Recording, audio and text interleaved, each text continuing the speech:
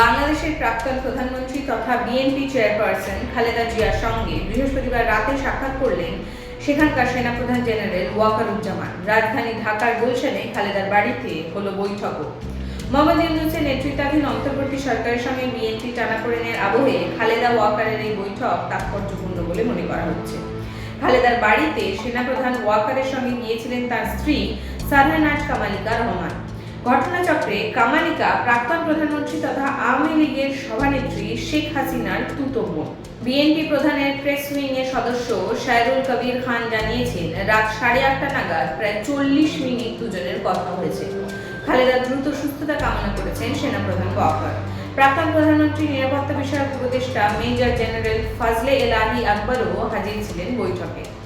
আর কি আলোচনা হলো এই বৈঠকে? তবে কি বাংলাদেশের সরকারে আরো কোনো বদল আসতে চলেছে? রাজনৈতিক মহলে ক্রমশ বাড়ছে জল্পনা। এরকম আরো নানান দেশ বিদেশের খবর জানতে চোখ রাখুন নিজের বাংলার ডিজিটাল।